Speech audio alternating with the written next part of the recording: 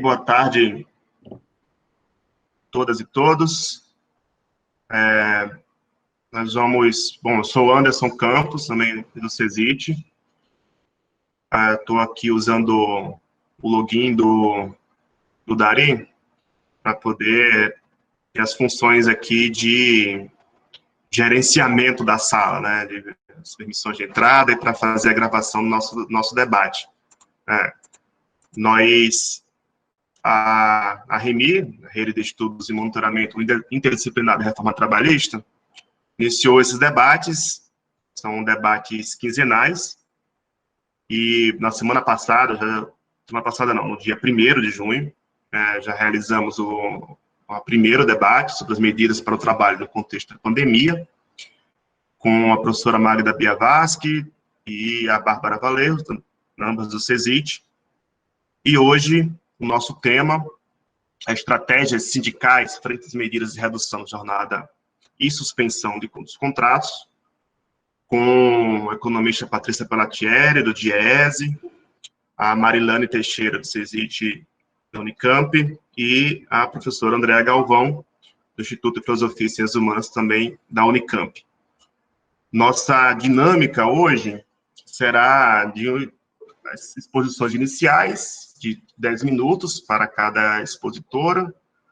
No chat, vocês poderão fazer suas inscrições, solicitar inscrições para a discussão, e vamos intercalando após isso, após as exposições, com as questões, as intervenções dos participantes, e com as debatedoras até o nosso teto aqui de nossa discussão. Bom, para iniciar, eu quero pedir para a Patrícia Pellatieri, economista do DIEESE, iniciar. Eu vou avisar com 5 minutos. Fica bom para você? Ok, tá bom. Bom, obrigado, Patrícia, por aceitar o convite.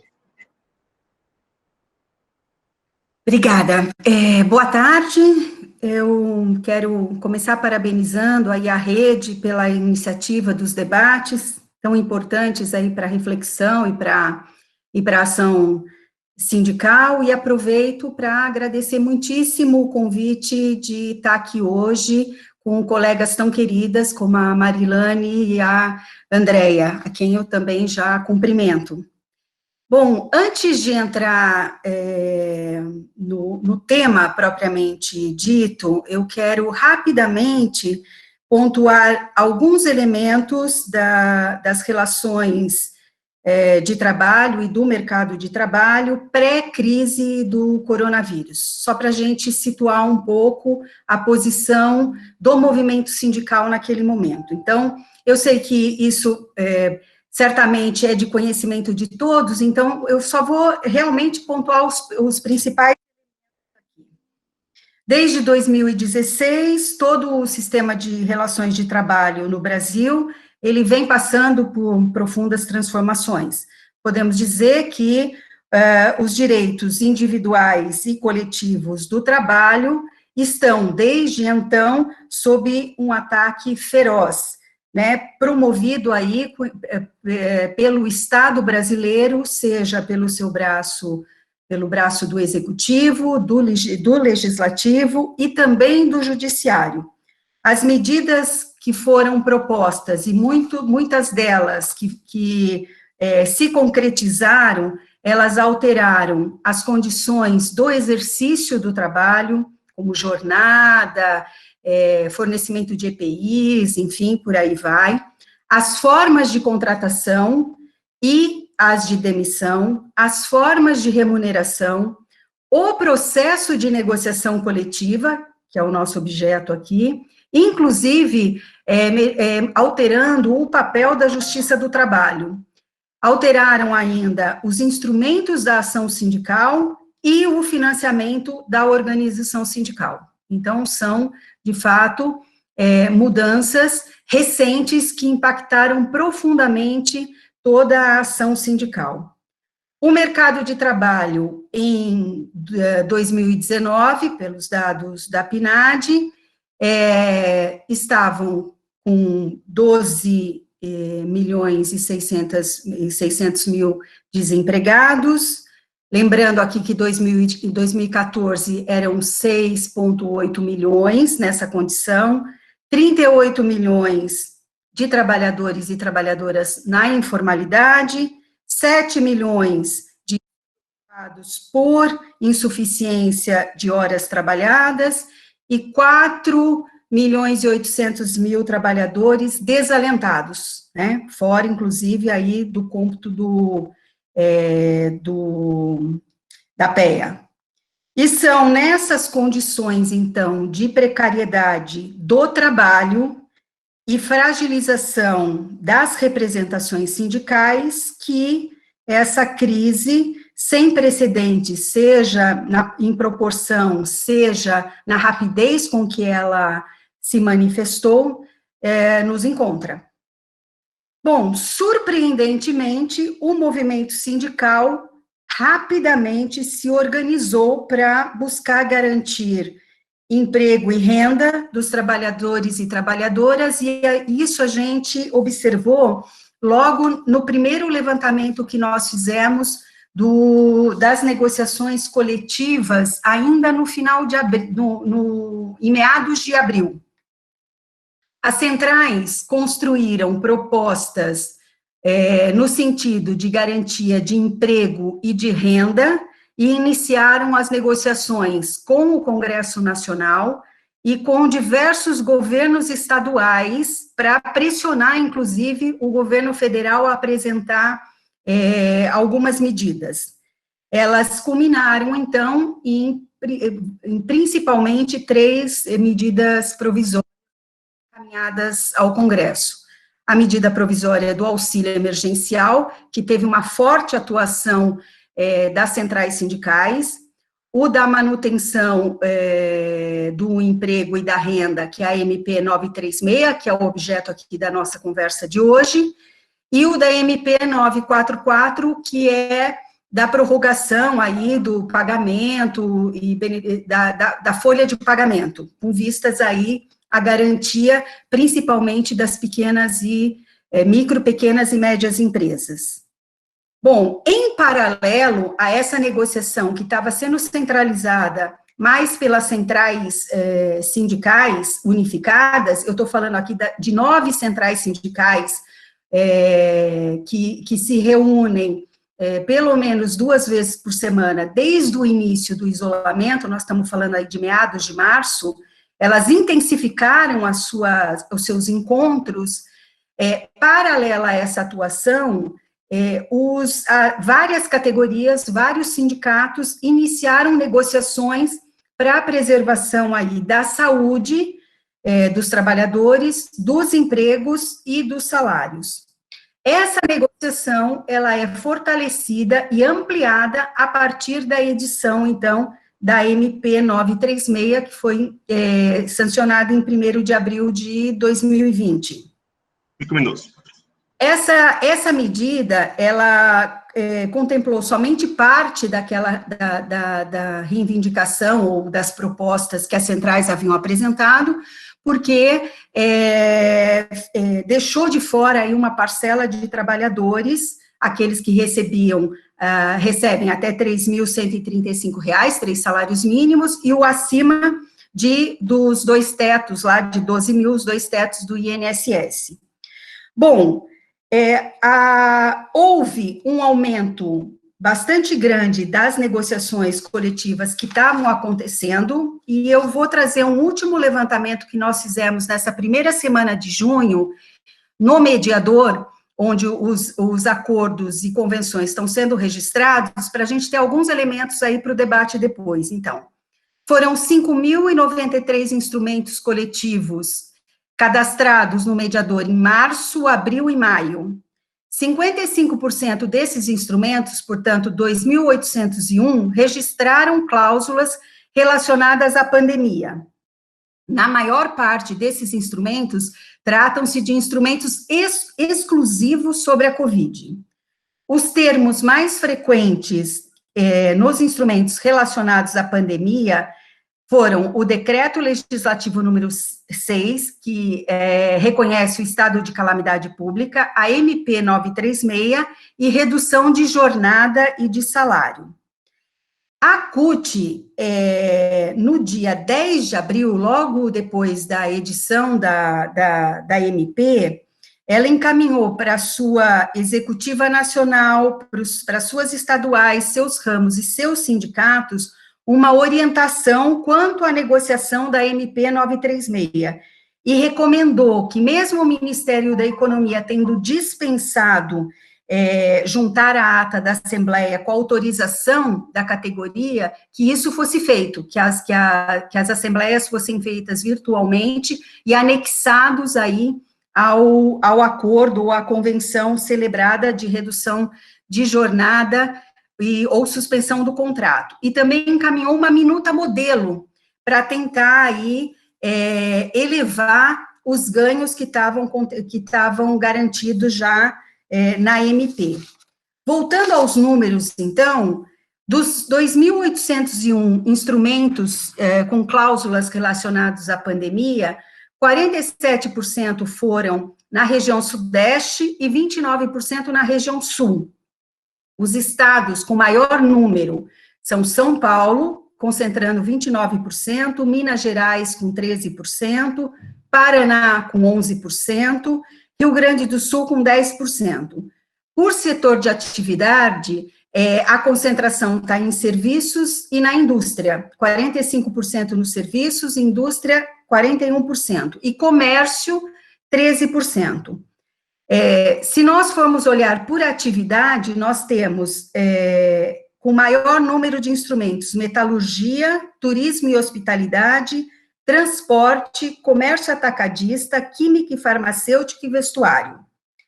Agora, se a gente for olhar cada atividade, então nós temos uma maior incidência aí no ensino privado, agentes autônomos no comércio, difusão cultural, metalúrgicos novamente, prestação de serviços a terceiros e comércio atacadista e varejista. Dentre as conquistas estão, dessas negociações, conquistas para além da medida provisória, a implantação de medidas de prevenção e higiene para conter a propagação da Covid, fornecimento de EPIs especiais, afastamento imediato de funcionários de grupo de risco, manutenção do pagamento de todos os benefícios, adiantamento do 13º salário e a redução das jornadas com pagamento de salários escalonados por faixas, de tal forma que as faixas menores tivessem garantido aí o salário líquido mensal. Bom, dos instrumentos com cláusulas de redução da jornada, vimos que 38% não definia qual era o percentual de redução de jornada, podia ser 25%, 50% ou 70%. 16% pactuaram especificamente a redução de 25%, 18% a redução de 50% e 7% a redução de 70% da jornada e dos salários. Em 14% desses instrumentos de redução de jornada, há ajuda compensatória, para além do que está na medida. E curioso é que nos instrumentos com cláusulas de suspensão de contratos, em 42% tem uma pactuação aí de ajuda compensatória, 13% acima daqueles 30% estabelecido na medida provisória, e 10% pactuaram aí ajuda compensatória também escalonada, privilegiando os menores salários. Bom, indo para a conclusão, apesar aí de todos os limites impostos à ação sindical, seja pelo isolamento social, ou seja, inclusive pelos ataques sofridos anteriormente, o que nós vimos foi um protagonismo bastante grande dos sindicatos nesse primeiro momento. As entidades sindicais, inclusive, estão adotando novas estratégias de comunicação com a base e estão valorizando muito as assembleias virtuais, inclusive com votação, votação secreta, né, nas páginas da internet. Além das negociações coletivas, seja da medida provisória, sejam as negociações coletivas também de database, prorrogação das cláusulas sociais, o movimento sindical ele vem negociando com governos e patrões todo esse protocolo de proteção aí à saúde e segurança dos trabalhadores, tendo em vista aí a flexibilização do isolamento. Tem negociado a prorrogação da MP 936 com o Congresso Nacional e tem participado da articulação em defesa da democracia com o Congresso, com o Supremo, governadores, OAB, enfim, é uma agenda bastante intensa aí, está capitaneada pelas centrais sindicais, mas tem outros, a base sindical também tem participado, a base das centrais também tem participado dessas articulações, principalmente quando as negociações são estaduais.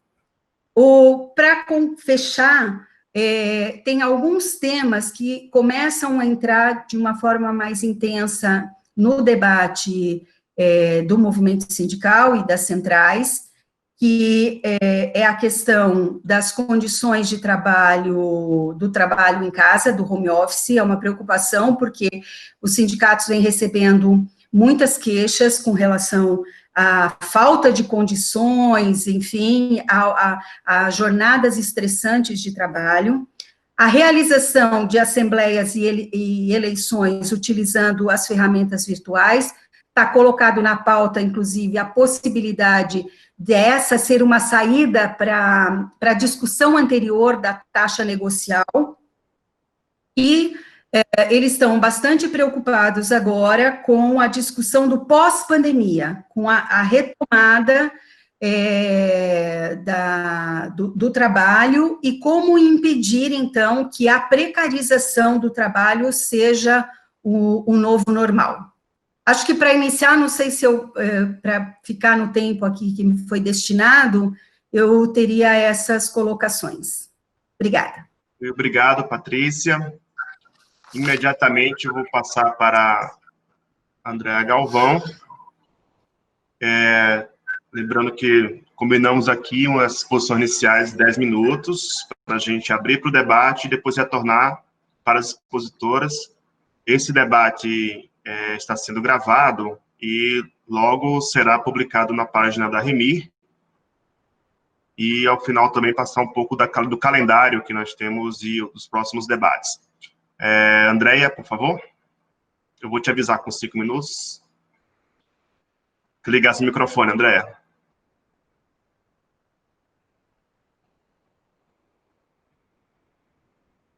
Eita, achei aqui. Tá certo. Obrigada, Anderson. Boa tarde a todas e todos. Gostaria de começar agradecendo a Paula Freitas pelo trabalho de organização aqui dos seminários da Remir e a Marilane pelo convite para compor essa mesa junto com a Patrícia. Aqui um cumprimento também. Queria dizer que vou fazer um movimento diferente aqui do da Patrícia, embora eu me baseie bastante nos trabalhos do Diese, né?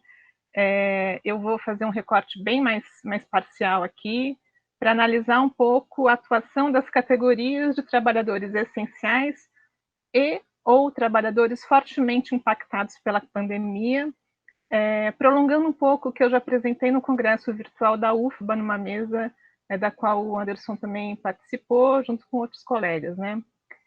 Eu faço esse recorte porque são sindicatos sem grande tradição de organização e sobre os quais ainda há pouca pesquisa, e nós temos feito um esforço para analisar esses sindicatos no âmbito da Remir, né?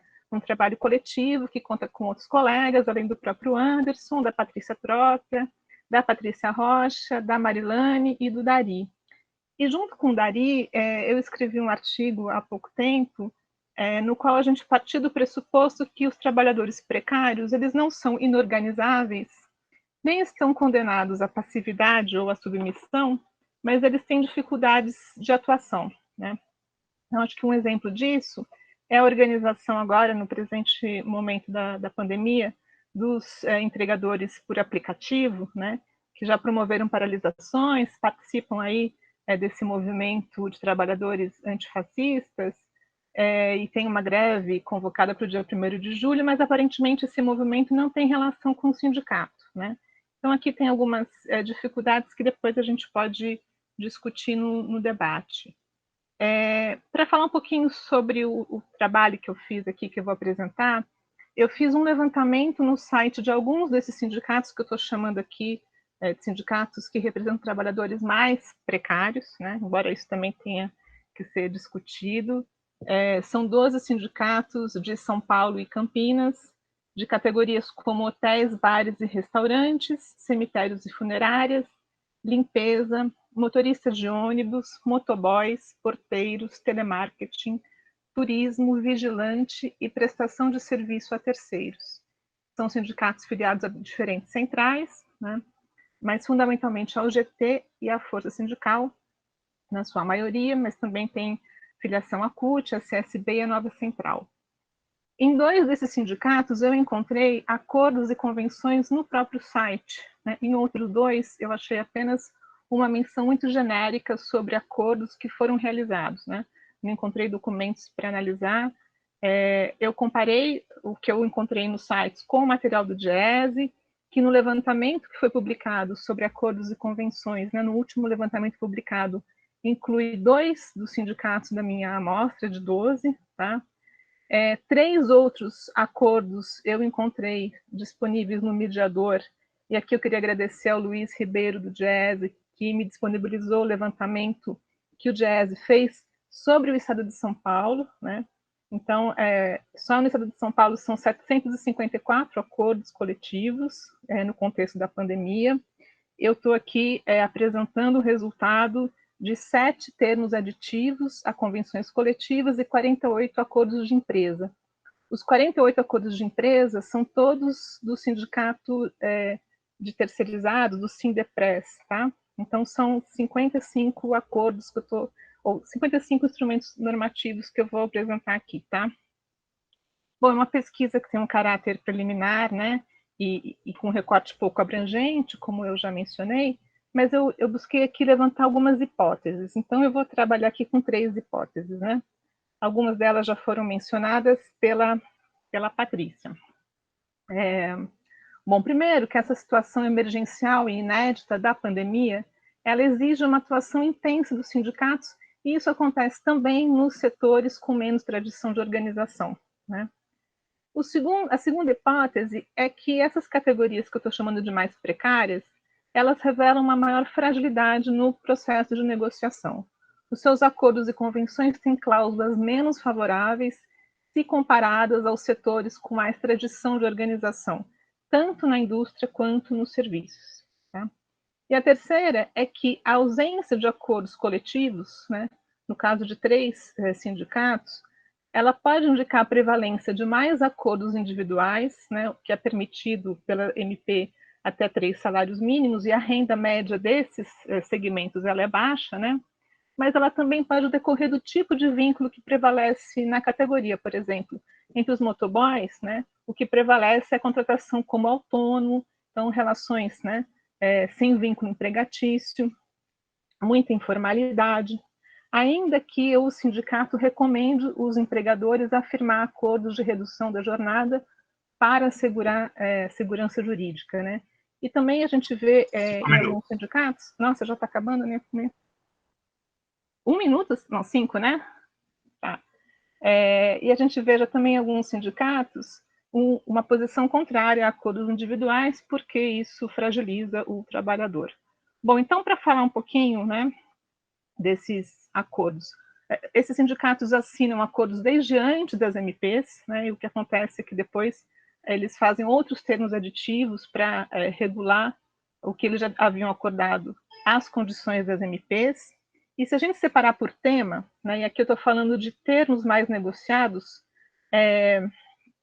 por essas 12 categorias, tá, a gente observa que, em relação à remuneração, o maior número de ocorrências, e são questões como parcelamento no pagamento de férias, salário, hora extra, 13º e verbas rescisórias, diferimento do pagamento de PLR e vale-refeição, redução no adicional de hora extra, não pagamento de indenização adicional em caso de dispensa nos 30 dias anteriores à data base, e aqui para mencionar uma cláusula positiva que eu encontrei em um acordo, né, ajuda de custo para despesas de internet em caso de teletrabalho. Né? A Patrícia estava falando que essa é uma preocupação, mas dessas categorias, só em um acordo eu encontrei uma referência desse tipo.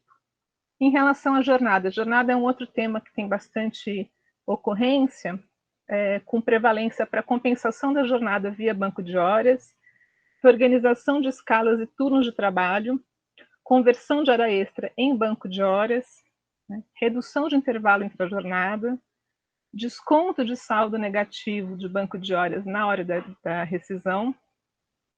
E uma questão interessante aqui é que em 3 dos acordos havia menção explícita ao fato de que o tempo de uso de aplicativos e programas de comunicação fora da jornada de trabalho normal não constitui tempo à disposição, regime de prontidão ou sobreaviso, né?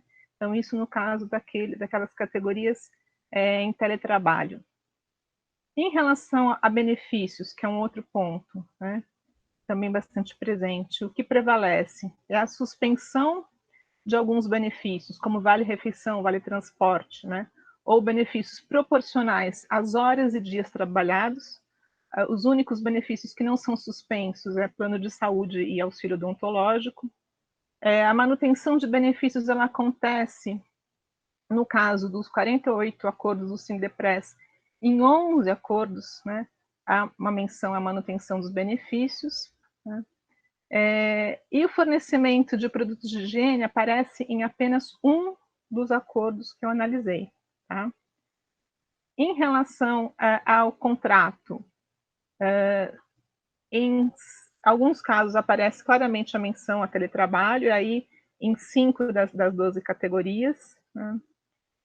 Autorização para trabalho intermitente aparece em um caso, dispensa de aviso prévio em caso de encerramento de atividades, rescisão contratual também na impossibilidade de manter os acordos de redução ou de suspensão contratual aparece em um caso.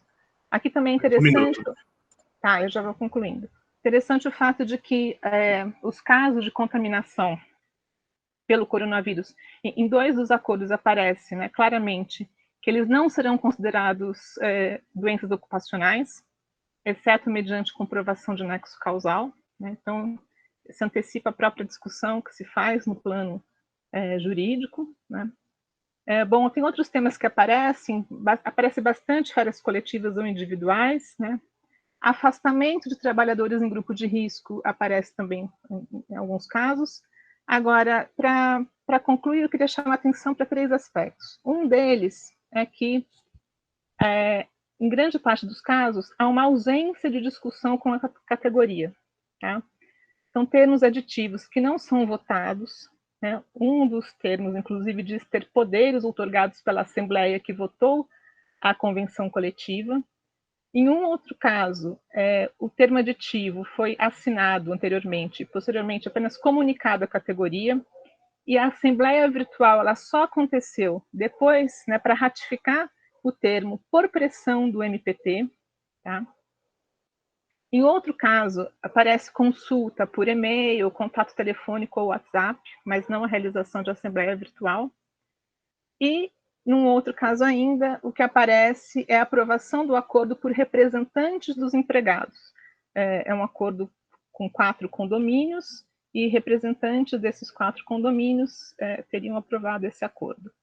Um outro elemento também aqui nessa perspectiva de conclusão, de sistematização, é que aparece muito um caráter fatalista, uma perspectiva fatalista em documentos que falam da inevitabilidade de medidas, dos prejuízos do setor, assumindo, né, que o setor vai ter prejuízos e, portanto, é necessário que todos se sacrifiquem, inclusive os trabalhadores. Né? Se fala também do bom relacionamento entre capital e trabalho, que não há alternativas, né, a não ser alterar a escala de trabalho, para que alguns trabalhadores possam ser afastados. E, por fim, um último caso que diz que o sindicato conseguiu efetuar um bom acordo, né, ainda que tenha concordado com a suspensão do ticket refeição durante o período de crise, porque, afinal de contas, não adianta ter ticket refeição e não ter emprego, né? Então, aqui são alguns elementos apenas para elencar, ou para indicar os termos dos acordos nesses setores mais precários. Obrigada. Obrigado, Andréia. Eu vou passar para a Marilane Teixeira, e só antes da Marilane, informar quem quiser fazer questões, intervenções no debate, deve se inscrever pelo chat. Eu vou botar aqui as inscrições, e após a fala da Marilane, a gente passa para os participantes aqui. Marilane. Ok. Bom, boa tarde a todas, boa tarde a todos. Quero começar agradecendo ao Anderson por ter aceito a mediação dessa mesa live, né? Agradecer a Andréia e a Patrícia por também prontamente aceitarem o convite de organizar esse debate. E eu vou tratar mais da indústria, e escolhi 3 setores, 2 mais estruturados e um setor menos estruturado, que é o setor de vestuário, e os setores mais estruturados, a indústria química de São Paulo, e o setor de metalúrgicos, mais especificamente 3 acordos de 3 montadoras, a Toyota, a Volkswagen e a Mercedes-Benz. Eu acho que, primeiramente, eu até queria fazer referência a essa última questão que a Andréia tratou, de que há uma certa, vamos dizer, inevitabilidade na forma como se conduz as negociações nesse momento de crise. Ou seja, é uma crise que independe da situação da empresa, afeta a todos indistintamente, e que, portanto, tem que ter muita parceria, tem que ter muita habilidade, e isso também se reflete na própria forma e na condução como, de certa forma, está sendo feito o debate em relação às medidas provisórias no próprio Congresso. No caso da indústria, os dados recentes publicados pelo IBGE para a produção industrial em abril realmente são bastante preocupantes. Por exemplo, a indústria de transformação caiu mais de 30% no abril desse ano, em comparação com o ano passado. Você tem setores, por exemplo, como bebidas, vestuários, que a queda foi mais de 50%. Setor de calçados, mais de 70%. Fabricação de veículos, a queda foi de 92%. Todos dados comparados com abril de 2019.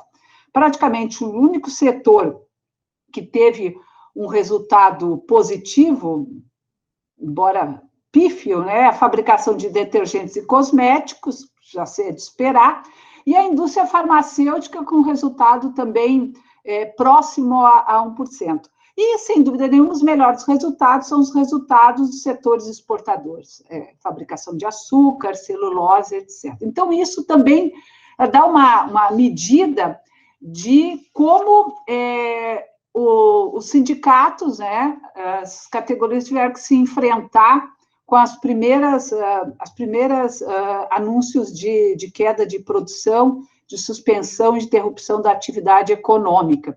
E, basicamente, quer dizer, se utilizaram de 3 medidas provisórias, né? A 927, a 936 e a 944.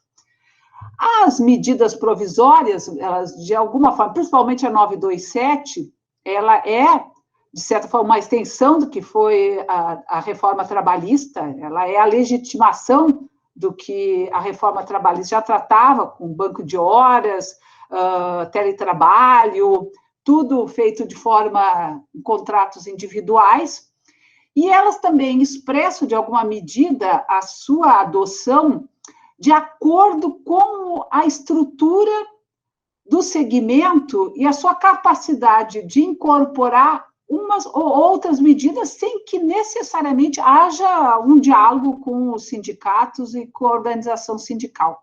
Por exemplo, nos setores mais estruturados, e principalmente naqueles em que uma grande quantidade de trabalho é realizado nos escritórios, como é uma característica muito forte da cidade de São Paulo, principalmente de parte da indústria química e da indústria farmacêutica, em que todos os grandes escritórios estão concentrados na cidade de São Paulo, se introduziu o teletrabalho, antecipação de férias e o banco de horas feito de forma unilateral.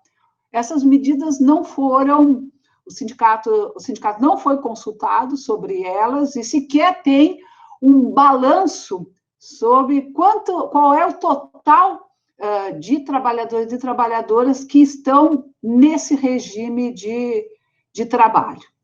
E, evidentemente, isso tem muito a ver também com a forma como esses setores econômicos, eles vamos dizer, se integram dentro desse processo de redução, aí, de rompimento das cadeias de produção. Vários deles, por exemplo, têm uma dependência muito grande de importações, e boa parte dos importados, principalmente na indústria de fármacos, farmacêuticos, ela foi interrompida nesse período. 5 minutos. Como fertilizantes e matéria-primas, enfim. Então, a forma como os setores interromperam as suas atividades não é só pela redução da sua capacidade de produção ou de atendimento a uma determinada demanda que é gerada na frente, mas também pela uma interrupção dos fluxos das cadeias produtivas, independentemente da sua vontade, que é o caso da indústria farmacêutica, boa parte dos escritórios entraram ou com antecipação de férias ou com banco de horas.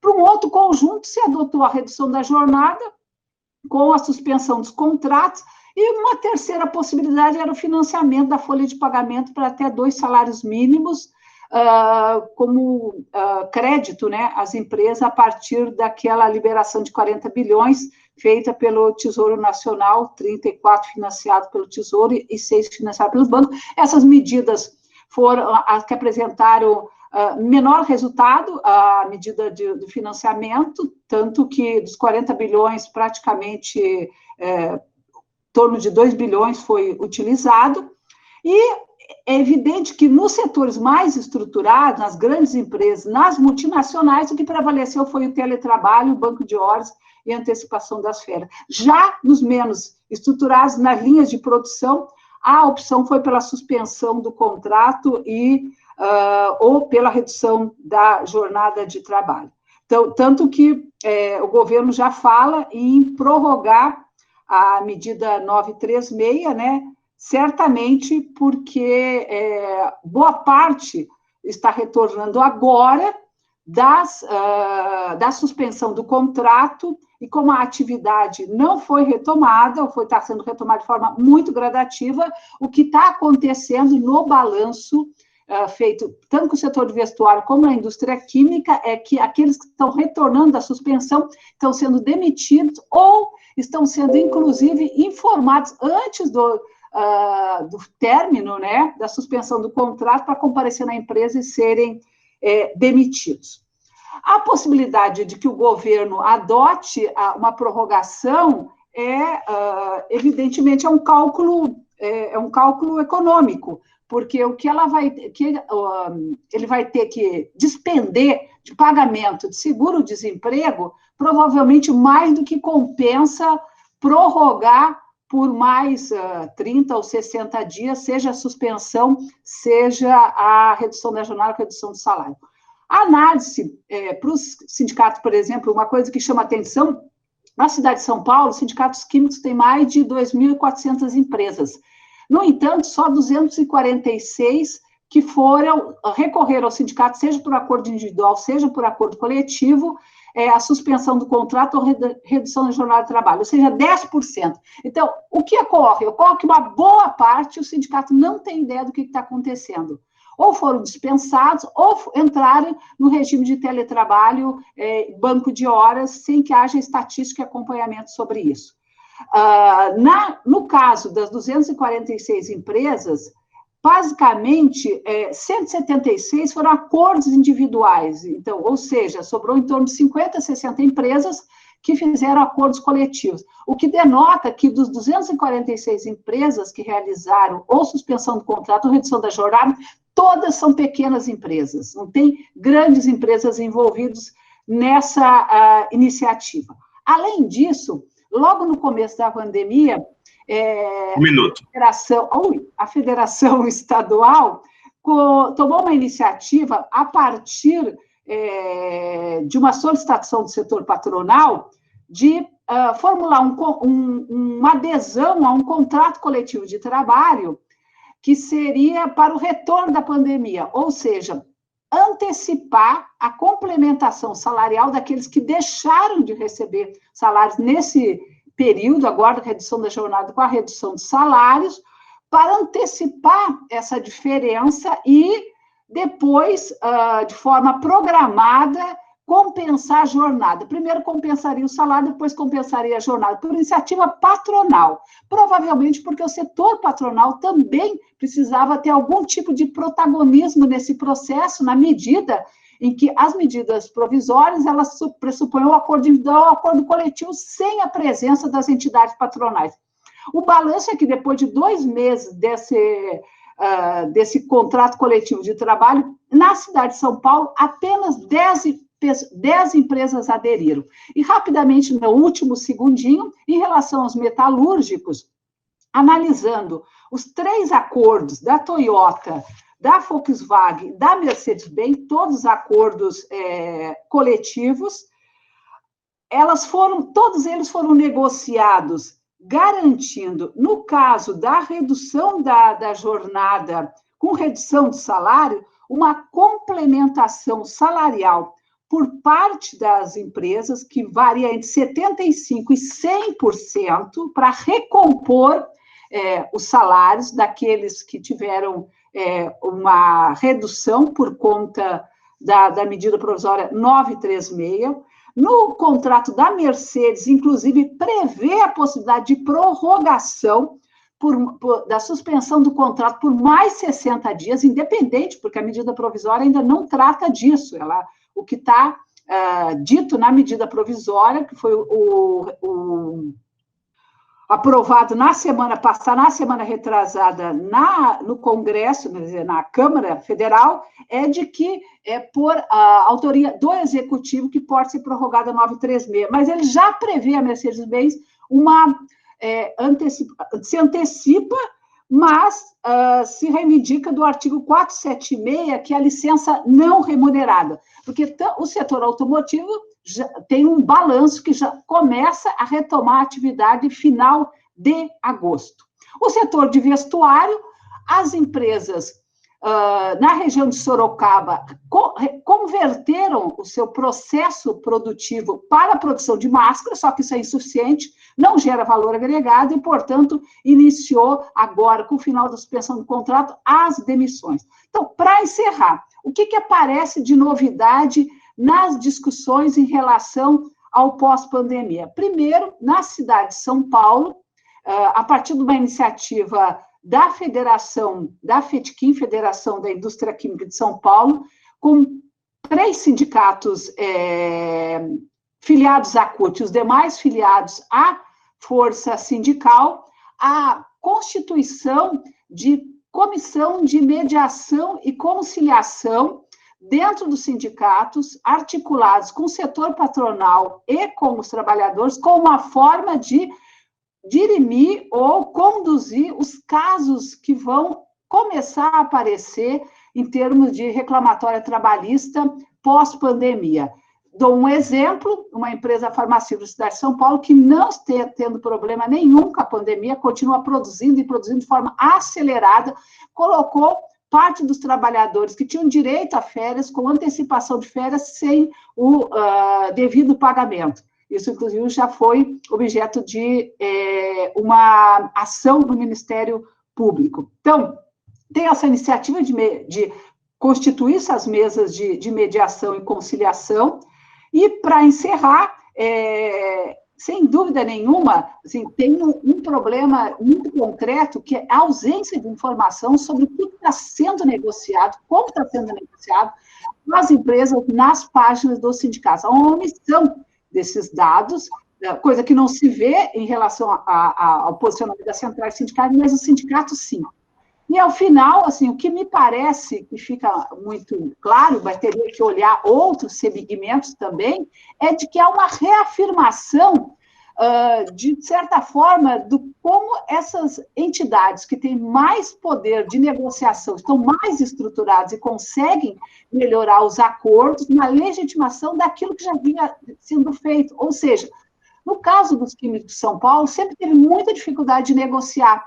E os acordos, eles não revelam uma melhoria em relação àquilo que está na medida provisória 936, diferentemente dos outros setores e segmentos, por exemplo, no caso do setor metalúrgico e os montadores, que sempre tiveram muito maior poder de negociação, e o setor do vestuário tem muita fragilidade. Bom, com isso, eu encerro e desculpa ter passado o tempo, Anderson, e disponível. Ok, obrigada, Marilane. As inscrições estão sendo feitas pelo chat.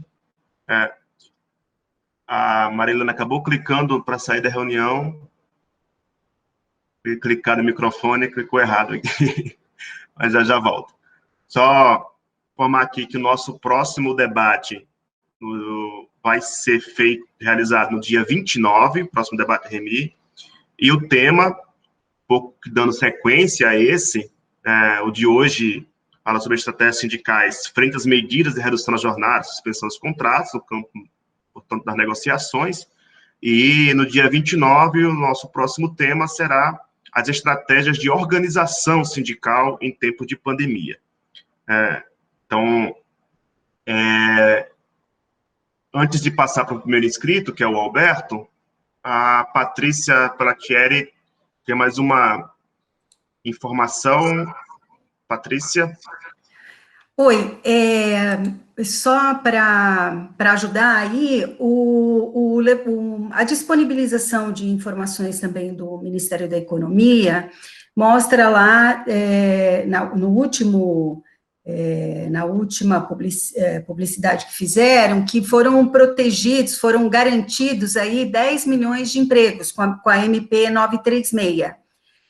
Aí eu queria lembrar que a projeção deles na votação da MP era de atingir 24 milhões de trabalhadores e tinha lá uma projeção de uma despesa de 50 bilhões. Isso é importante nessa discussão, principalmente da prorrogação, porque o dado foi muito superestimado esse custo, né, para o seguro-desemprego, e não se atingiu aquela meta que estava previsto, porque de mais empresas aderirem à MP. Então, nós temos aí uma margem bastante significativa do que já estava previsto como gasto, como despesa do seguro-desemprego.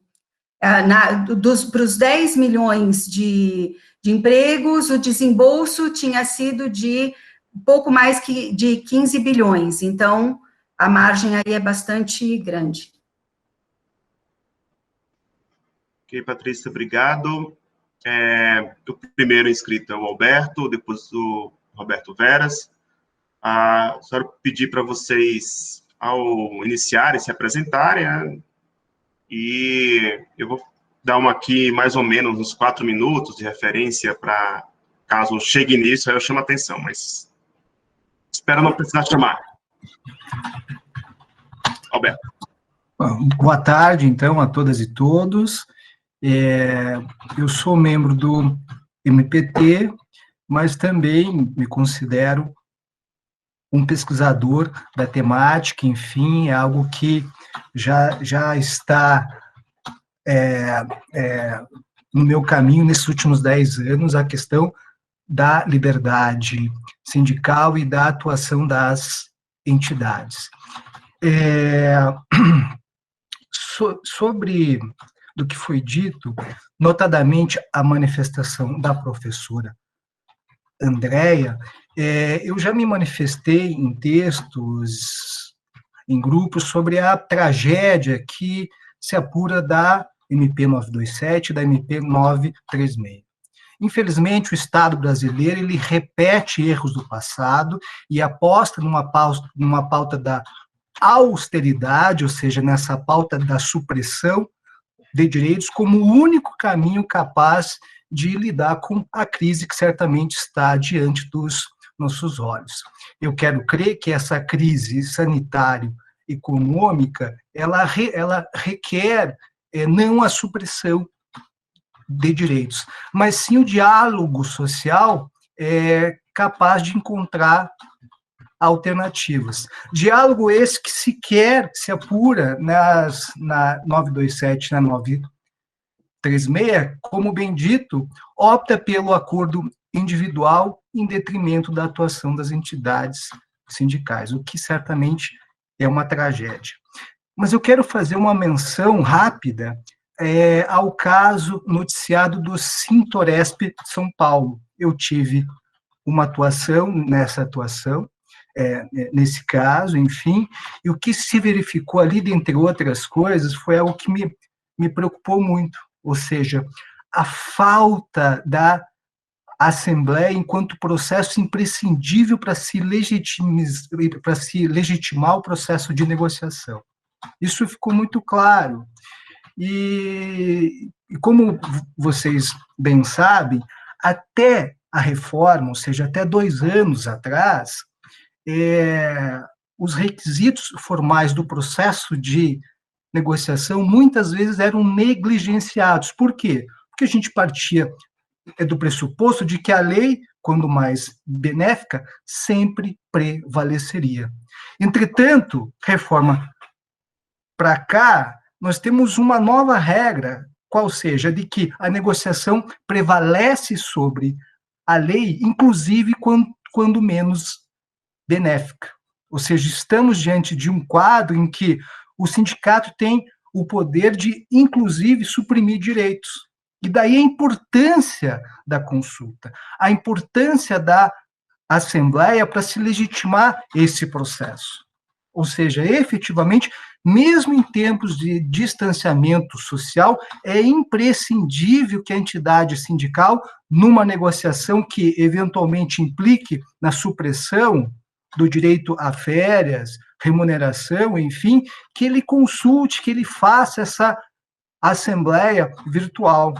Esse processo, ou seja, além de um requisito meramente formal, essa consulta tem um fundamento democrático, e nada mais é do que, na minha modesta visão, imprescindível para que as entidades sindicais possam não só legitimar a sua atuação, mas se reaproximar às bases, ou seja, há um distanciamento muito grande no que se discute na cúpula, na diretoria, daquilo que efetivamente a categoria representada quer. Né?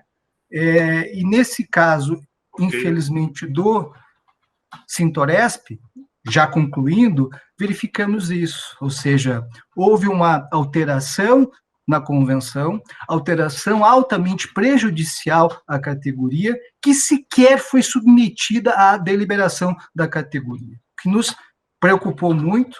Infelizmente, diante da impossibilidade da composição, tivemos que ingressar com a ação, e, nesse caso, o judiciário acabou acatando o nosso pleito. Reconheço que o resultado poderia ter sido melhor, mas me parece que o precedente é importantíssimo, porque destaca a imprescindibilidade da assembleia, da consulta da categoria em todo e qualquer processo de negociação coletiva. Obrigado. Obrigado, Alberto. O próximo inscrito é o professor Roberto Veras. Boa tarde para todas e todos. Bom, meu nome é Alberto Veras, sou professor de Sociologia da UFPB, integrante da REMI. Eu quero começar parabenizando Anderson pela mediação, parabenizar Patrícia, Andréa e Mari pelas exposições, as ótimas contribuições.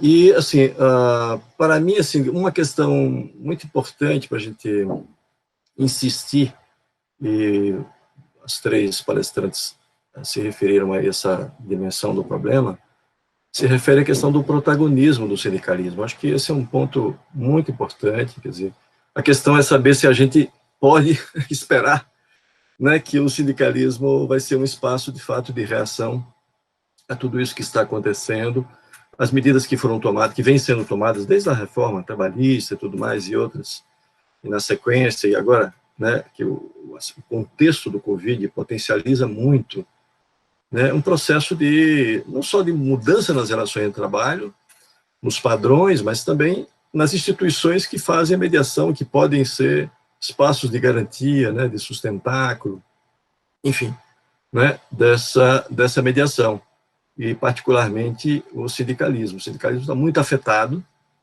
né, está muito, enfim, impactado por tudo isso, e é claro que, né, a questão é saber se tem condições ou não tem condições de reagir, né? Então, por exemplo, Patrícia comentou sobre aquelas reuniões que estão acontecendo entre centrais. Se você puder falar um pouquinho mais, tá certo, sobre, digamos, se o que está acontecendo com isso, tem uma convergência mais importante, né, tem um interesse maior em desenvolver uma pauta, né, mais consistente sobre o assunto, né? Mari falou bastante sobre os sindicatos, e também Andréa, né, e uma pergunta sobre se os sindicatos estão tendo condições de acompanhar o que está acontecendo no seu entorno. Por exemplo, a questão dos contratos individuais. Qual é o impacto dos contratos individuais? Ou seja, a capacidade disso, né, de fato, digamos, deslocar o papel do sindicato até então desempenhado, mesmo naqueles setores onde, né, ele conseguiu fazer isso de maneira mais consistente, né? E uma outra dimensão ainda de tudo isso se refere à relação entre o sindicalismo e outras formas de organização. A gente tem ouvido falar muito nesses debates sobre Covid, etc., e principalmente quando, né, a pandemia chega nas periferias, que as populações, né, mais pobres e das periferias, etc., estão, em alguns lugares, pelo menos, estão ensaiando formas de organização própria. Claro, de base territorial, comunitária, etc. e tal, né?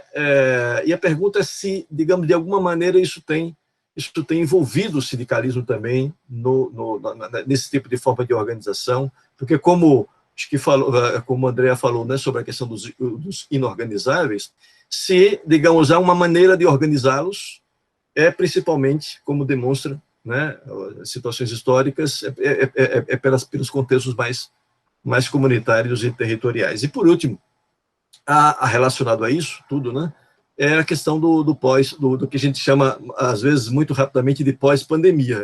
Pós-pandemia, eu nem imagino quando será. Então, acho que a questão não é propriamente pós-pandemia, porque, sei lá, isso vai durar 1 ano, 2 anos, não sabemos.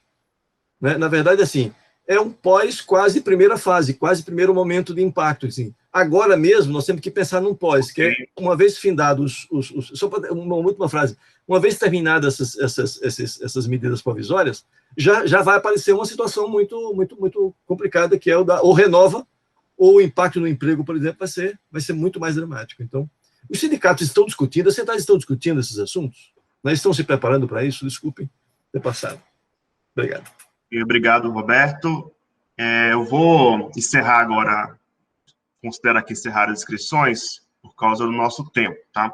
Então, quem pedir inscrição aqui no chat e perguntas já apresentadas aqui, a gente também apresenta antes de voltar para as debatedoras. O próximo, mas não tem mais, não, estão encerradas as inscrições. O Tiago Santos. Legal. Boa tarde a todos. Tiago. Eu gostaria de levantar uma questão sobre a questão dos professores na iniciativa privada. Eu me inscrevi aqui, também a Andrea acabou de se inscrever, acho que ela também vai complementar um pouco do que eu vou falar. porque na educação privada a gente está vivendo uma realidade muito complicada. E aí eu queria saber a posição do DIEESE e das demais organizações que falaram aqui referente a essa questão. Porque o que nós estamos presenciando na iniciativa privada, eu faço parte do Simpro Guarulhos, né, que é o Sindicato dos Professores do Ensino Privado de Guarulhos, e o que a gente tem observado é que na educação privada está existindo uma intensificação do trabalho do professor, né, que ele tem trabalhado mais, tem se dedicado muito mais horas às atividades docentes, e em contrapartida a gente tem presenciado esse processo de redução salarial e de suspensão de contratos.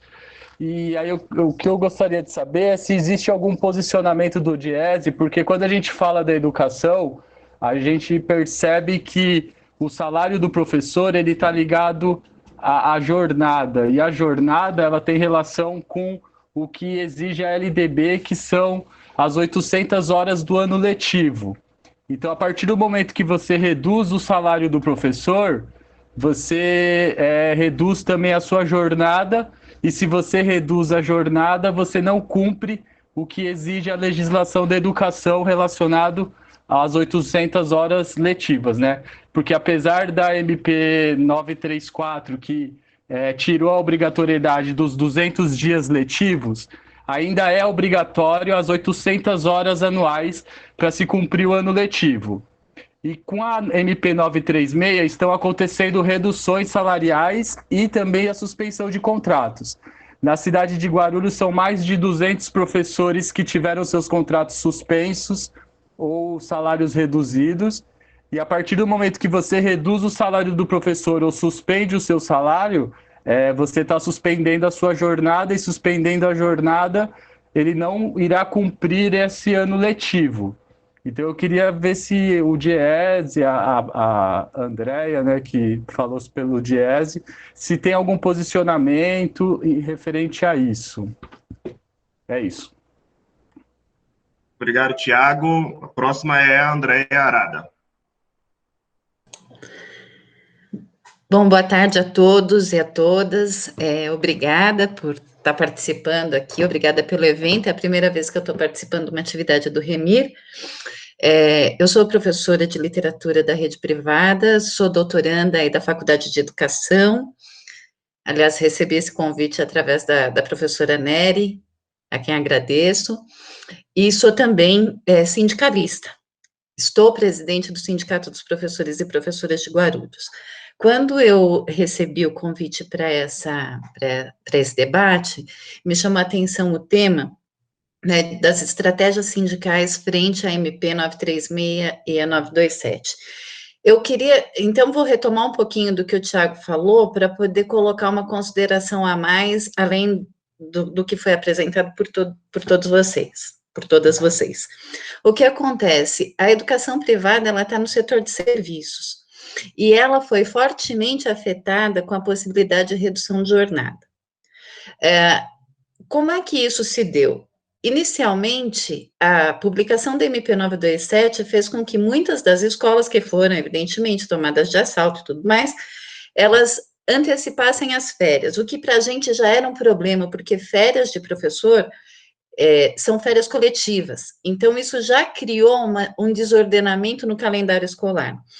Em seguida, a aplicação da MP 936 foi progredindo. Depois de consultar muita gente, de procurar respostas, eu parti do princípio de que a MP não poderia ser aplicada à categoria dos professores, ou pelo menos não poderia ser aplicada indistintamente, uma vez que a legislação que estava regulando essa MP, ela teria um confronto, um impasse diante daquilo que preconiza a LDB e que todas as escolas privadas estão obrigadas a seguir. Então, não era possível, no meu entendimento, a redução da jornada de professores e professoras do setor privado, ou se comprometeria o contrato firmado com o pai de aluno ou com o próprio aluno no ensino superior, mas que esta MP não poderia se aplicar, sob pena da gente estar diante de uma fraude. A fraude que haveria aumento do trabalho do professor, como tem se comprovado amplamente em diferentes pesquisas, e não haveria redução de jornada. Haveria apenas a aplicação da MP como um recurso para aliviar a folha de pagamento.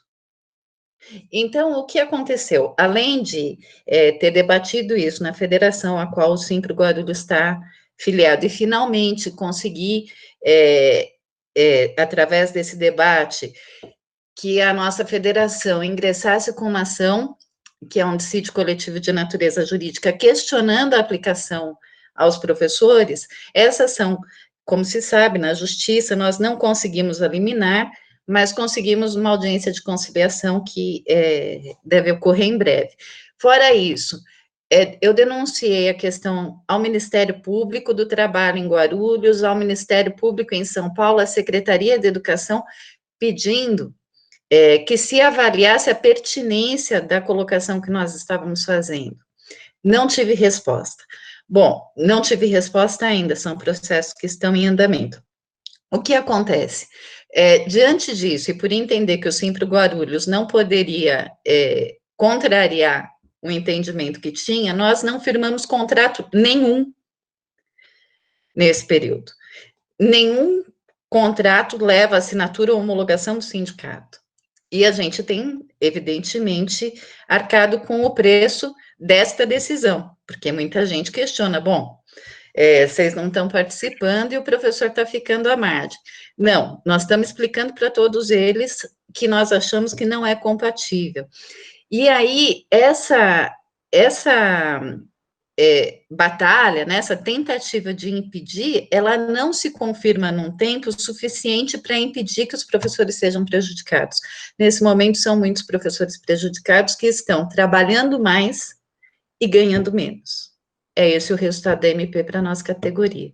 Então, era essa colocação que eu queria fazer. Se vocês puderem repercutir, eu agradeço. Obrigada. E obrigado, André, pela questão. A Patrícia Trópia fez aqui duas questões pelo chat. Eu vou aqui apenas apresentar para vocês. Duas perguntas. A primeira é: qual tem sido, nesse momento, a tendência do movimento sindical nesta pandemia? Esse incremento das negociações e no ativismo sindical, indicado sobretudo por Patrícia e Andréa, vem em termos tendenciais mais da base das centrais ou da cúpula propriamente dita? Patrícia chamou a atenção para uma ação deliberada da CUT, apoiando e subsidiando as entidades filiadas em termos de contratos e acordos. Este é o movimento de todas as centrais? A segunda questão, eu queria também que vocês refletissem sobre a capacidade mais propriamente política do movimento sindical continuar e até fortalecer a frente em defesa da democracia e pelo governo Bolsonaro. E pelo fora Bolsonaro, desculpem, pelo fora Bolsonaro. E até complementaria aqui, para o conjunto das análises feitas, para voltar aqui para nossas expositoras, pedir para que reflitam aí sobre as questões apresentadas e já apresentem suas considerações finais, mas queria só acrescentar se, além dessas questões que a Patrícia Trópia apresentou aqui agora, também é possível verificar se a reação, se as negociações tendencialmente estão voltadas para uma reação a uma agenda empresarial, como resposta a iniciativas empresariais, respondendo a questões empresariais colocadas pelo setor patronal, ou tem havido algum tipo de formulação a partir dos próprios sindicatos nessas negociações? Como tem protagonizado questões nas negociações, ou estão reagindo a uma agenda muito patronal nesse período de negociações no âmbito no período de pandemia, né?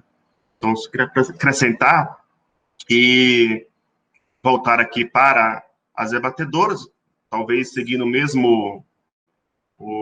mesma ordem, pode ser? Então, eu vou pedir para vocês falarem agora como um retorno, né? Já foi muito tempo no início, então reduzir o tempo agora, para você. Obviamente, não dá para comentar todas as questões, são questões ricas e e que demandaria também muita profundidade, outros debates, né, de seguir para aprofundar várias questões apresentadas aqui.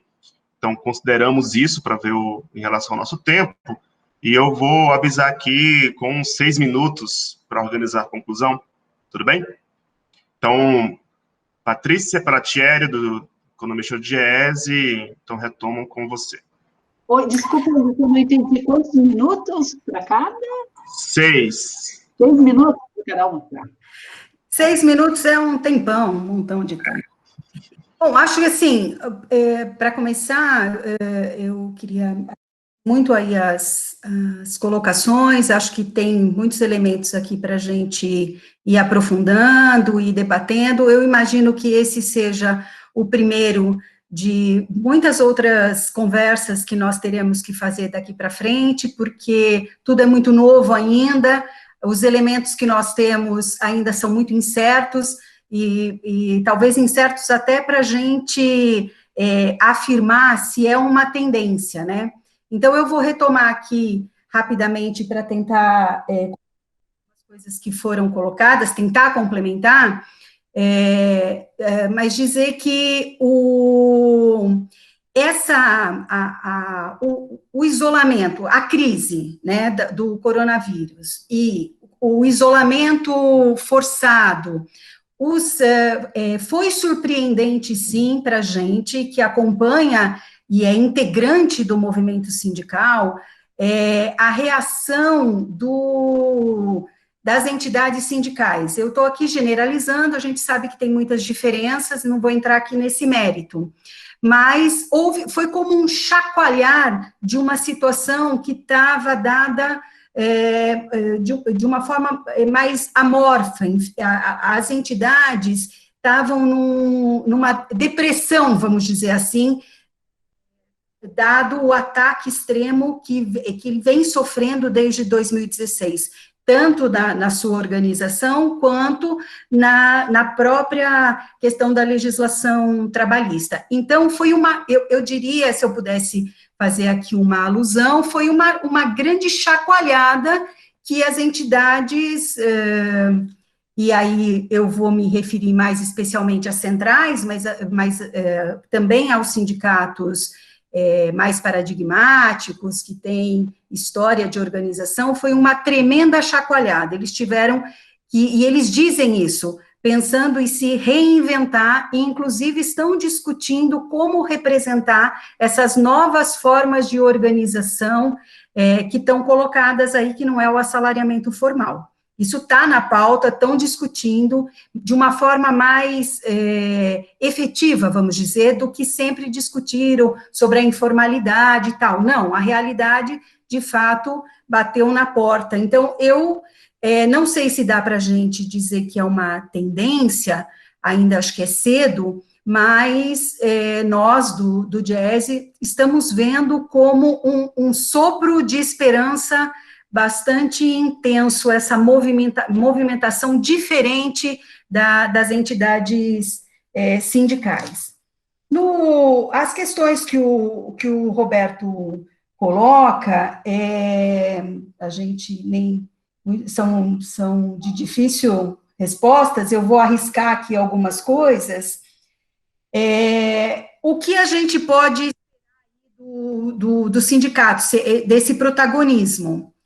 Eu tenho acompanhado com bastante intensidade as conversas, as reuniões das centrais sindicais, e com todas as fragilidades que a gente sabe que existe, elas têm se mostrado mais preocupadas em se reaproximar das bases. Então, assim, é verdade que à frente desse movimento é a CUT atua de uma forma muito diferente das outras centrais, né? É claro, tem o Conlutas também aqui, a Intersindical, que também tem essa atuação mais forte das suas bases, mas a gente vê alguns movimentos, e aí são segmentos ligados à força sindical e mesmo ao GT, que também estão nessa aproximação da base. Né? 2 minutos.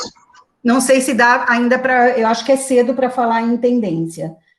Existe uma preocupação das centrais na atuação mais global, então, nessa atuação junto aos movimentos sociais e nessa interlocução institucional, então, assim, frente ao Congresso Nacional, às entidades, à OAB, ao Ministério Público, do Trabalho, então as centrais vão de forma unificada, então tem uma pauta mínima de unificação das centrais, o que é um avanço, elas estão conscientes de que precisam dessa união para tentar se legitimar nessa interlocução, então acho que é um ponto importante, e estão muito preocupadas e perdidas, e acho que aí entra o papel de todos os estudiosos, ativistas, como enfrentar as próximas fases. Eu também resumi aqui em pós-pandemia, mas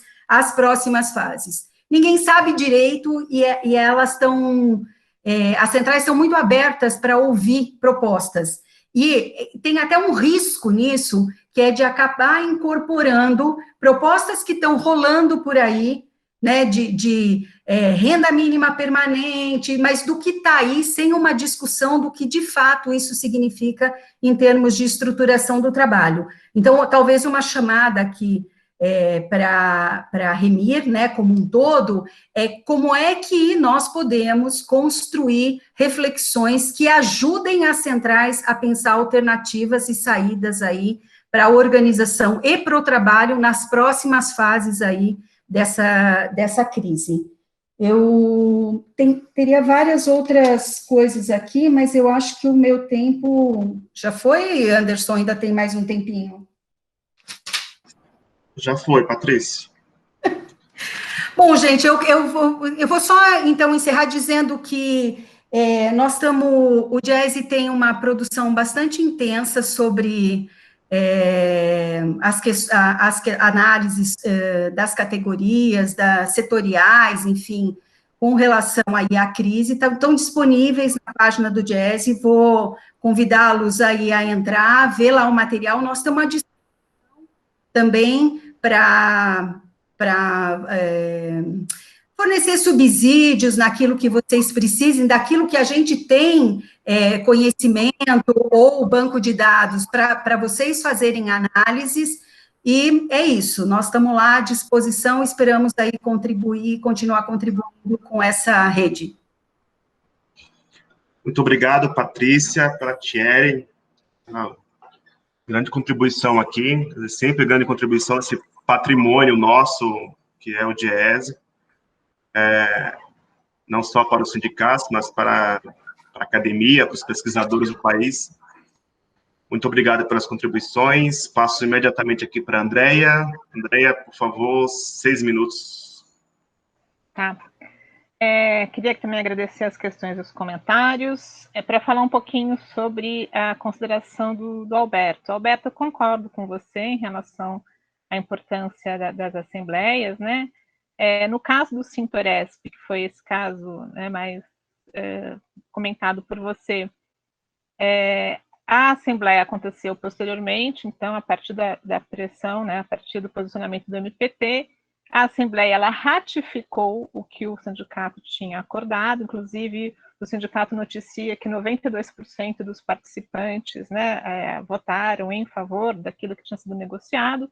Agora, é interessante que muitos dos instrumentos normativos, eles reproduzem duas questões no seu texto, né, para justificar a ausência de assembleias.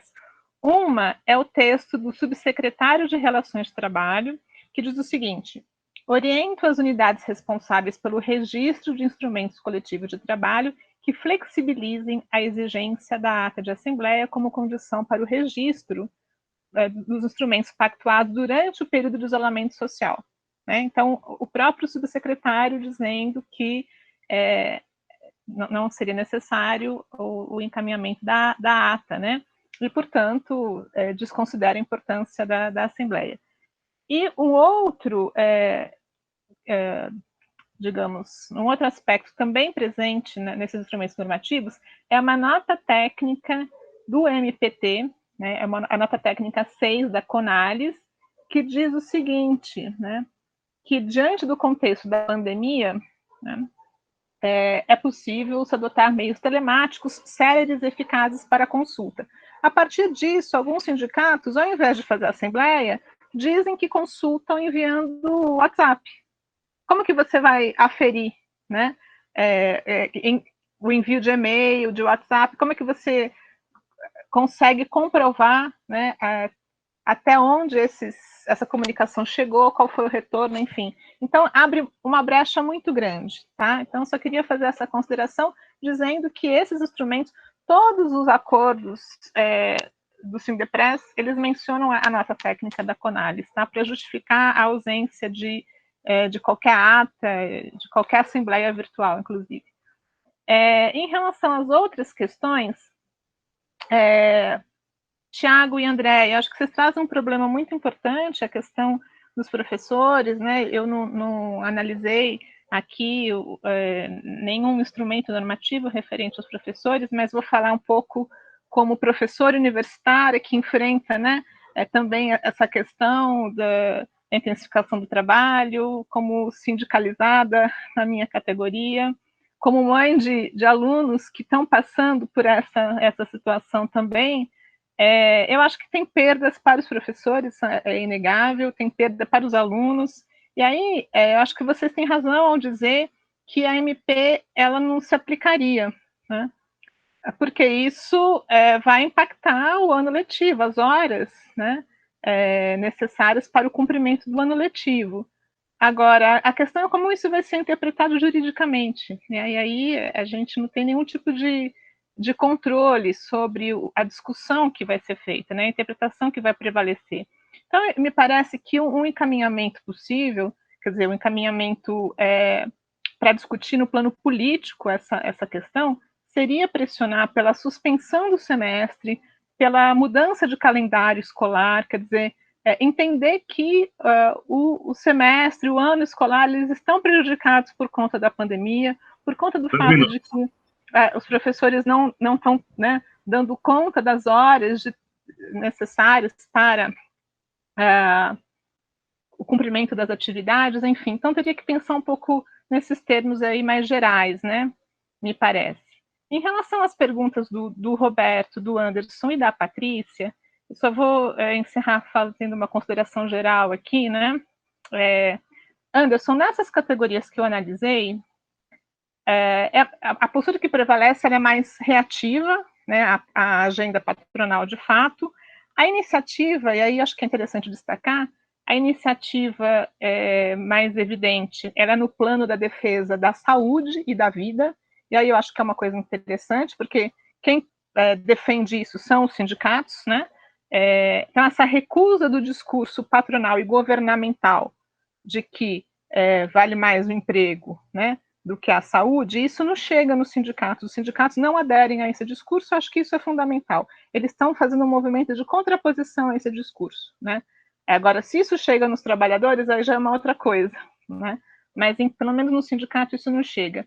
E em relação às dificuldades no plano mais político, eu queria ressaltar o caráter corporativo do sindicalismo brasileiro, tanto no plano da sua pauta mesmo, né, porque tem uma preocupação econômica muito imediata, e aí a gente teria que considerar a ausência do trabalho de formação política. Quando a gente olha no site desses sindicatos, né, isso fica muito patente, essa proposta mais política das centrais, que a Patrícia Pellacciari se referiu, e depois a Patrícia troca nas suas perguntas também, isso não chega nos sindicatos, né, não chega nos sindicatos de defesa de renda mínima, não chega nos sindicatos do Fora Bolsonaro, né, com essa posição política mais ampla, ela não chega. A gente pode levantar aqui algumas hipóteses, se tem aí uma divisão do trabalho, se tem um desconhecimento, se tem uma ausência de relação orgânica entre os sindicatos e as centrais às quais os sindicatos estão filiados, mas a questão é que essa pauta política ela não chega, então fica muito preso na pauta econômica. E também, quando eu falo da questão mais corporativa, isso diz respeito à própria forma pela qual o sindicalismo brasileiro é organizado, em que tem uma disputa muito grande pela representação da base E uma divisão da base, quer dizer, e isso nesse contexto de reforma trabalhista e da possibilidade de uma reforma sindical, né, acho que é um ponto para os sindicatos pensarem o seu futuro pós-pandemia, porque só entre esses 12 sindicatos que eu analisei, a gente tem 2 sindicatos para representar cemitérios e funerárias em São Paulo, né? 2 sindicatos de motoristas, um municipal, outro intermunicipal, 2 sindicatos de vigilantes, né? Um de segurança privada, outro de segurança armada, patrimonial e de carro forte, né? 2 sindicatos de teleatendimento, quer dizer, é muita divisão, né?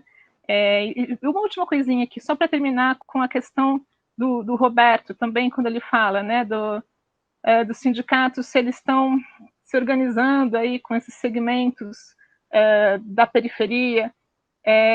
Também nesses setores que eu analisei, o envolvimento é muito pequeno, né? O que a gente vê é mais no plano geral, entre as centrais sindicais, os movimentos sociais, os movimentos populares, mas para usar de novo esse caso, né, dos motoboys, há um sindicato que é um sindicato bem interessante dos motoboys em São Paulo, e essa nova liderança que surgiu, né, o Galo, que tem dado entrevista como representante do movimento antifascista, até onde eu sei, ele não é ligado ao sindicato, teria que investigar um pouco mais, mas é um movimento que corre paralelo ao sindicato. Então, eu não vejo muita ligação aí entre esses movimentos mais, né, digamos, paralelos aí, não mais espontâneos, mas paralelos ao sindicato e os sindicatos previamente constituídos, tá? Então, só para dar algumas respostas aí às perguntas de vocês. Obrigada. Muito obrigado, Andréa. Você sabe como é difícil tentar sintetizar em tão pouco tempo que a gente acaba tendo que escolher sobre o que não falar, né? Sobre o que não comentar. Então, é uma tarefa até mais difícil. Mas obrigado, Andréa Galvão. Vamos passar aqui para a Marilane. Ok. Obrigado, Anderson. Obrigado também a todas e a todos que se manifestaram, dirigiram questões. Eu também não, no tempo, também não vou conseguir comentar todas as coisas, todas as questões.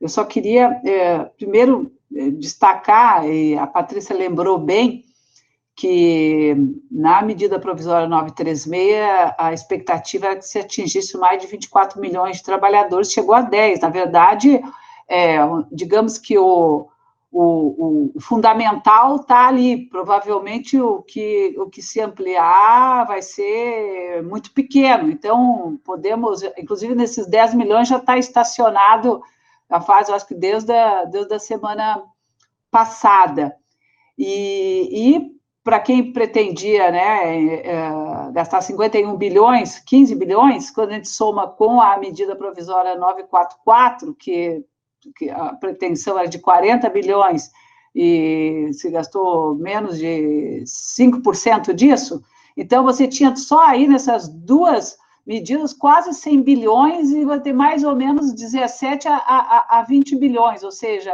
20%. Então, exatamente de que política pública, de que política está se fazendo para combate a crise, né? Porque, evidentemente, aí tem um problema que me parece que é o óbvio, né? É um governo completamente desordenado, desorientado e com muita incapacidade de, inclusive, operar no sentido de identificar onde é que tem que ser realizadas as políticas, né? Me parece que o único acerto, entre aspas, mas de forma limitada e insuficiente, é o abono emergencial, que é a grande política, né? Na verdade, a própria medida provisória 936 trocar esse recurso emergencial pelo seguro-desemprego. Então, portanto, para eles, provavelmente, ampliar por mais 2 meses ou até o final do ano essas medidas, ela vai custar muito menos do que estava sendo planejado. Eu queria, nessa segunda parte, eu acho que destacar 2 coisas. Eu acho que uma é o que as centrais sindicais estão fazendo, e outra, os sindicatos. Me parece que, do ponto de vista das centrais, sim, tem um protagonismo importante, tem uma ação unificada muito interessante, que ela se manifesta nas ações dentro por exemplo, do judiciário, naquela votação no STF em relação à questão da presença dos sindicatos na negociação, né, dos acordos de redução de jornada de suspensão, assim como no Congresso em relação às medidas. No sábado, começou a circular uma nota técnica em que todas as centrais sindicais de diferente espectro político assinam em relação à MP936 junto com outras entidades da sociedade civil. Então, isso é um fator muito importante, e isso tem resultado em ações mais gerais em relação à crítica à forma como está sendo as políticas de combate à Covid, assim como a própria legitimidade deste governo. Então, isso eu vejo como um aspecto importante. O outro aspecto aí são as iniciativas dos sindicatos. E aí, eu acho que aí tem coisas muito diversas dentro disso. Tem sindicatos que estão, de fato, aproveitando esse momento, vendo isso como uma oportunidade para repensar a sua ação, a sua organização. Agora, sinceramente, não é no isolamento que a gente vai reinventar formas de se aproximar da base, né? Esse processo, ele é muito mais dificultado. Eu acho que tem vontade política, tem tentativas, tem estratégias, mas isso, de fato, vai ser confrontado na realidade quando as atividades retomarem, e a gente não sabe, foi muito bem, acho que o Roberto que falou disso, pode demorar 1, 2 anos. Então, eu acho que o futuro, quer dizer, processo que vem aí, ele é muito incerto. Ele não tem absolutamente nenhuma segurança sobre nada. E acho que, em relação aos sindicatos, uma coisa é a necessidade de criar espaços de maior solidariedade, se articular com outras formas de organização, repensar a ação, fazer estratégias de se inserir na luta mais geral, de ter ações de solidariedade nas comunidades. Outra coisa, agora, isso é suficiente para ela se reaproximar da sua categoria, da sua base, da sua representação? Acho que não. O sindicato, a essência do sindicato está na sua capacidade de luta, de organização, e isso depende da capacidade de poder fazer frente à melhoria do ponto de vista das condições salariais, das condições de trabalho, de conseguir interagir e de conseguir incidir nesse debate sobre novas formas de organização do trabalho que podem surgir a partir daí, que é o teletrabalho, que é o trabalho mais flexível. É nisso que os sindicatos têm que se pautar. Você tem uma quantidade enorme de empresas, fábricas que vão aderir depois ao teletrabalho. Como os sindicatos vão se posicionar em relação a isso? Um aspecto que eu esqueci de comentar, no caso do acordo da Mercedes, ela prevê a redução de jornada com redução de salário para teletrabalho. Mas isso é muito estranho. Como é que tu consegue, vamos dizer, acompanhar a redução de jornada e redução de salário em teletrabalho? É quase impossível.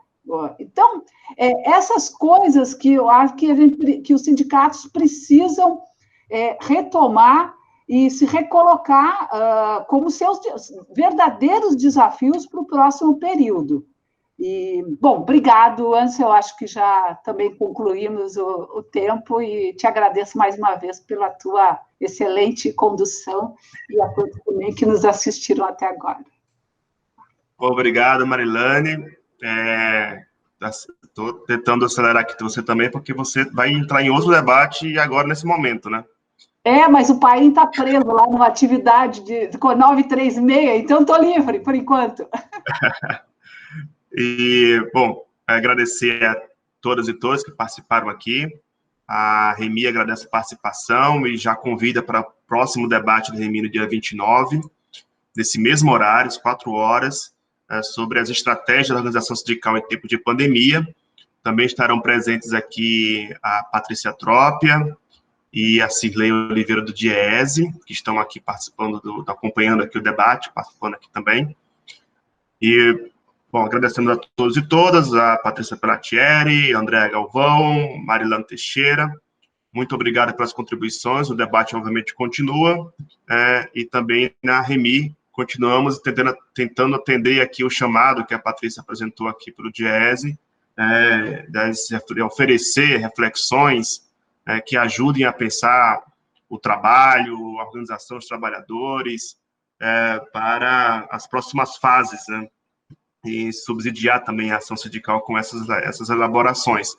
Então, e com pesquisadores organizados em rede, né? Essa é a grande novidade também para todas nós. Obrigado a todos e todas, um bom fim de segunda-feira, uma boa semana, e nos encontramos.